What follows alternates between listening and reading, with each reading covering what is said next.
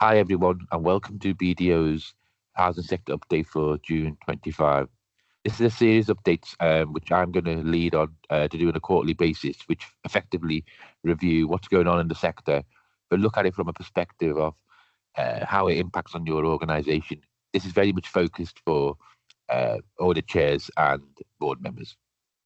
So in terms of today, what I'm going to focus on economic, macro, and political environments. And this is particularly following on from the very recent announcements around the spending review, what's going on in terms of the regulatory environment, what we're seeing in terms of financial stresses on the sector, and then sort of bring that all together from a future of social housing. So in terms of the economic, macro, and political environment, we've now had the announcement in terms of the government spending review, and what's really interesting coming out from that and the general response of the sector has been that spending review has been transformational. £39 billion over 10 years does sound a lot, and that on average is £3.9 million. And to be fair, it is effectively double what was the last spending review, which was around two billion a year. The rent settlement, a CPI plus one for 10 years, which provides stability for social housing providers in terms of rental income in particular. And on top of that, what rent convergence consultation, which one would expect what comes out of that is the ability to go back to be able to do rent convergence, which also should bring in at least £1 billion to the sector. And has been asked for by a number of leading lights within the sector that we need this to support our stability in terms of business plans in the sector. And also in terms of Homes England, what was announced yesterday was ease of restrictions around what they can invest in and what they can borrow, and there's potentially access to an additional 10 billion there that Homes England, in terms of relaxation around some borrowing requirements, means that they can potentially have access to a further £10 billion, which can also drive growth.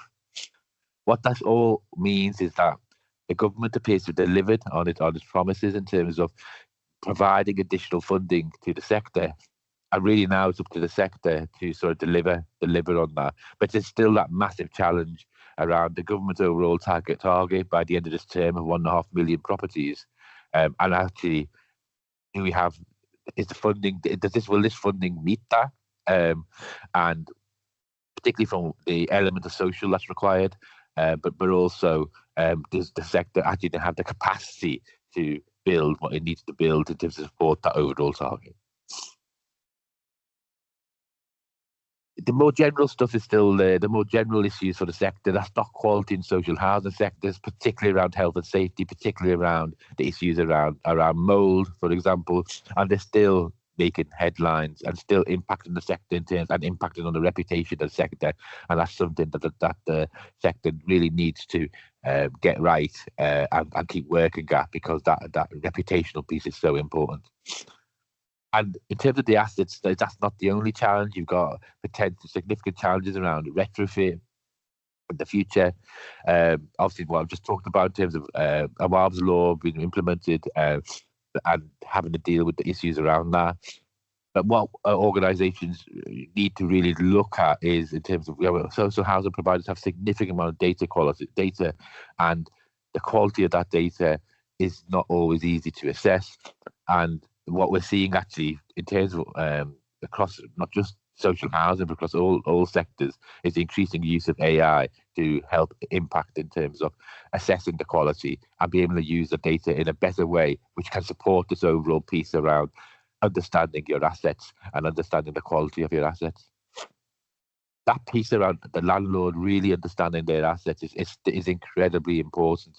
Knowing where the issues are, because if you know where the issues are, you know where to direct your resources, and that provides a more efficient manner in terms of dealing with the issues that you may have, and also ensuring that the risks are dealt with as well.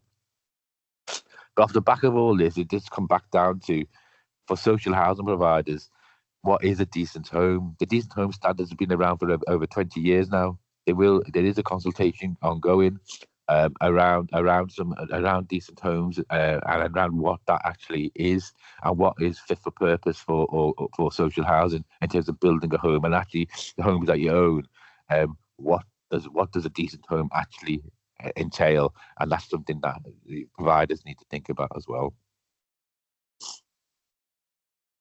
The regulatory requirement is still pretty tough. We're now all well into consumer standards, and when we initially saw consumer standards come in, there was a real focus on local government, local authorities, in terms of particularly around consumer standards and the impact of those on them. And then we saw some significant downgrades for those organisations.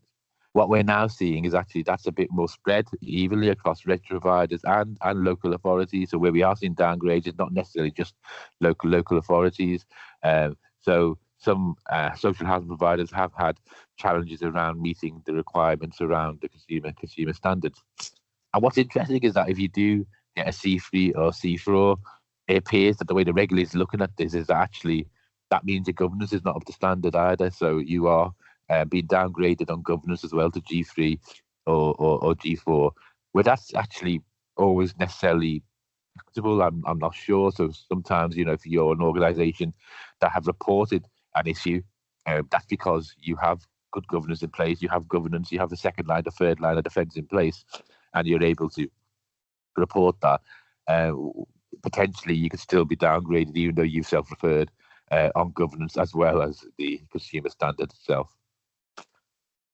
The increasing regulation will continue, and that focus, and I think with the additional funding coming into the sector, there'll be an increasing focus on the sector in terms of delivering and in terms of what it's providing to its tenants, and that focus will be even greater, both from a regulatory perspective, but also from a wider perspective in terms of the wider press, for example, government, other stakeholders.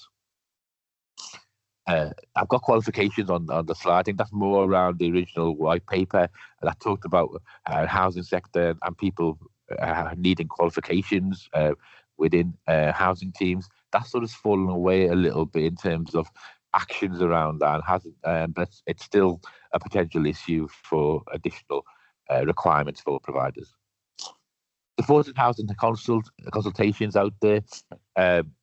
Which is around standardisation around supported housing in terms of quality standards, in terms of who is actually responsible. Is it the landlord or is it the managing agent? I know some of my clients have gone back on this in terms of the consult because they have concerns around the responsibilities, who's responsible for what, and potentially that would mean significant additional costs. But we'll watch this space to see what comes out from that when that's actually issued. In terms of financial stress, well, business plans are challenging and continue to be challenging. And what we're seeing within the sector is that now, in terms of viability, the majority of the sector using V2. Now, V2 in itself is not necessarily an indicator of a failing of any sort. You can be a V2 because that's what you've done in terms of your strategic objectives, and you want to stretch yourselves in terms of meeting requirements, in terms of improving your own homes, and also in terms of building new homes.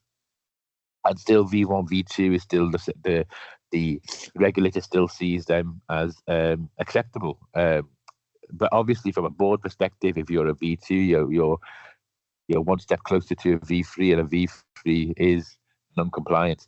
And that can have a load of issues that can come with that, especially around funding, especially around your covenants, etc.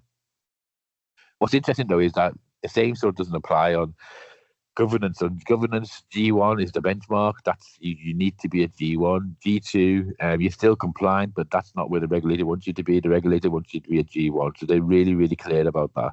And when you combine that with some of the issues that we're seeing around consumer standards, where organisations are being downgraded on very specific issues around consumer standards, and then saying actually that then cuts across your governance, that can be challenging. In terms of financial business plans, we're still seeing increasing costs. So social housing costs per unit increased by 10% between 23 and 24. Your rents did obviously not increase to that same level. So again, that squeeze in terms of your funding, in terms of what you have, and how you manage your resources is still there. And there's definitely that tension will remain even with the additional funding coming into the sector. around the time and the money you spend on existing properties compared to um, build and new development. And what does all this mean? I think what we're still seeing are organizations looking to see how they can drive more capacity, and one way they can do that is in terms of mergers. But mergers, in my experience, don't necessarily bring the best value, certainly not in the early years, because there's quite a lot of cultural issues, there's quite a lot of system issues, and so it takes time for those to drive through efficiencies. So there's certainly not a short-term solution to dealing with issues in terms of if you're looking for more capacity. Certainly, some of the mergers we see are actually of a different nature, which where organisations are in trouble, and they're obviously then they are the best solution. So what does all this mean in terms of where we're at? So government policy, the government has delivered, it appears to have delivered in terms of what it promised in terms of providing support for that target of 1.5 million homes. A large element of that target, it will be social housing. And the sector has to deliver. And the sector now is really in the spotlight. So a lot of positives in terms of that. But the sector needs to realise it's now in the spotlight. And if it doesn't deliver, then politicians have a tendency to apportion blame. And one would imagine the sector is an easy target for that. You've still got hard choices around funding. So yes, great, the additional funding is coming in about development. There's hard choices about your existing stock, what you spend, what you don't spend. Do you rationalise? How do you deal with your existing stock in terms of all the additional pressures around requirements, around health and safety, requirements around retrofit, etc.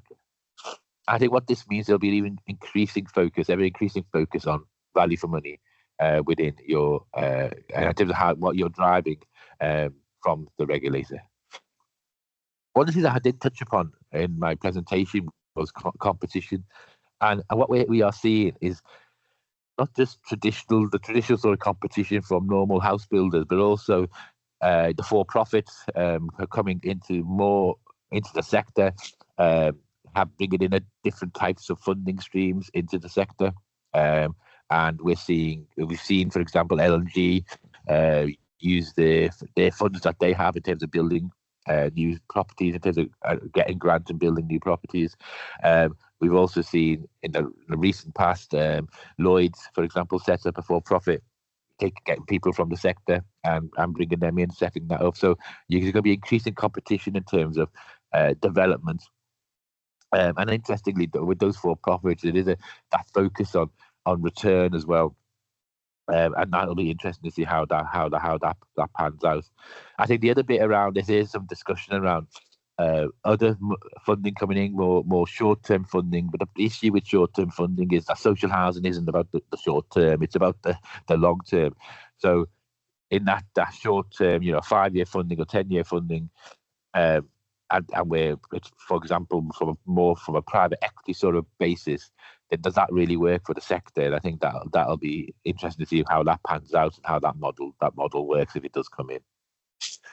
And certainly, I think we're going to see far more partnerships and mergers. Certainly, development-wise, I think those partnerships will continue. Where we're seeing partnerships between, not just from with for-profits, we're seeing partnerships with other.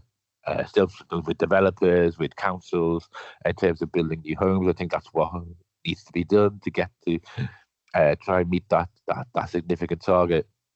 And certainly in terms of driving capacity, mergers will still be on the agenda. So I just want to say thank you very much for listening to me today. I said this presentation is very much focused on audit committees and board members. But actually, I think it would be of interest for all stakeholders. My plan is to do this on a quarterly basis, just link in what is happening in the sector and give the views of from a BDO perspective in terms of what we think, where the sector's going, and what some of the challenges that we're seeing. My contact details are there, so everyone wants to drop me a line, please do. I'll be more than happy to talk to you. But thank you very much. Until next time, I look forward to seeing you, and we'll